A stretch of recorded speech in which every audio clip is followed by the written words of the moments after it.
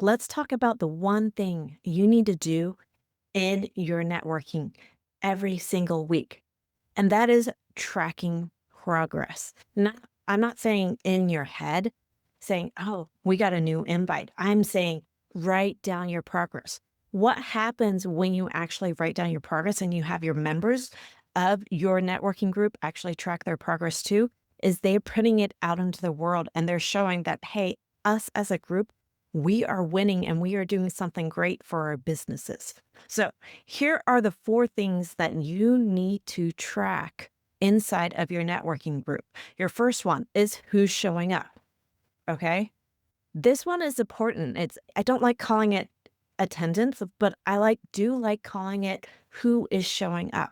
Because the people that are showing up are the people that you want to lean into because they're leaning into you and giving your time. Time is our most valuable thing on the earth. And so we want to give the time.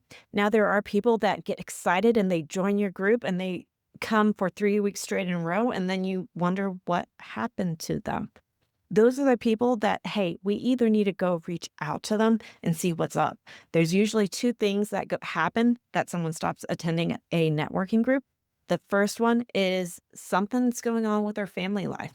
If something's going on with their family life, give them the space. But the second one is they don't see the value of the group. And that's when we go out, reach out, and re engage them and bring them back in and be like, okay, what's going on? Which leads us to our next part. We can't help our members of our networking group if we can't see what they're tracking. So here are the three things that you need to track. We need to track who is inviting to the group.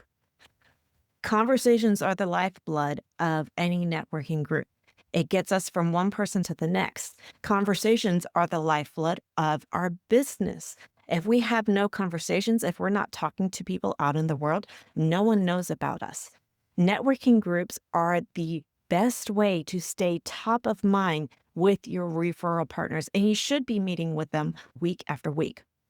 Your next one is who is doing the one-on-ones. The one-on-ones are important. You have your networking meeting, but outside of that, your members of your networking group should be jumping on one-to-one calls. The meeting is just a touch point for them to come in and say, okay, here's where I'm at. Here are the people I need to be introduced to. But after that, they should be going out and jumping on one-on-one calls to dive deeper into each other's business. Okay.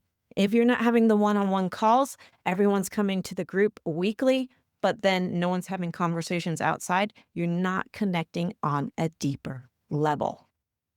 Your third thing is the referrals. These are the huge wins in the group. Okay. Everyone knows that a warm conversation is so much easier to have with a sales conversation than a cold outreach. Okay.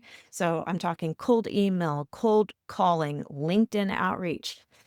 The conversations are going to be so much easier if someone from your networking group says, hey, I vouch for this person. They do an amazing work, and I see you have this problem in your business. You need to go talk to them.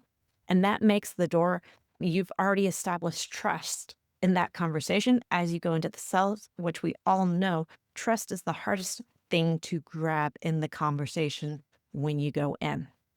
Okay. Now, you have the things you need to track. You need a way to have, whether you do a spreadsheet or whether you have a community where they go in and they post on a weekly basis, you need a place for your members to track and report. I prefer having a community space where the vice president of your group comes in and says, hey, everyone, it's time to track stats, and everyone comes in. Not only do they track their stats, but they see everything else that is going on the community platform and how they can engage in different ways with the members abroad the national network. With that, you also, during your weekly meetings, you have to celebrate these numbers and this progress. It's also not only good for your members to see the progress everyone's making, but it's also amazing for your visitors to see the progress that the group is meeting. So there's a couple touch points that you can use this. First touch point is going to be at the beginning of the meeting. your VP comes in and he goes over the stats and he shares the group wins, whether it's, and it doesn't necessarily have to be the numbers. It could be something like you guys went out to a nonprofit and did some volunteer time, or you guys had a happy hour. We want to show the group winning as a whole right at the beginning of the meeting, so everyone has something to celebrate. Your second touch point is going to be at the end, and these are going to be your members' individual wins. And the individual wins are so powerful because as you see everyone celebrate, hey, I jumped on a VC, a virtual call with this one person, and they got me into a sales conversation over here. You'll see that person puff their chest up that made that introduction, and everyone's proud that everyone is growing their business together.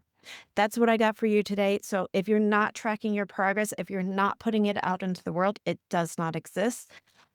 I'm Jessica, COO of Success Champion Networking. My child just walked in, so I'm going to see what they need on this Columbus Day.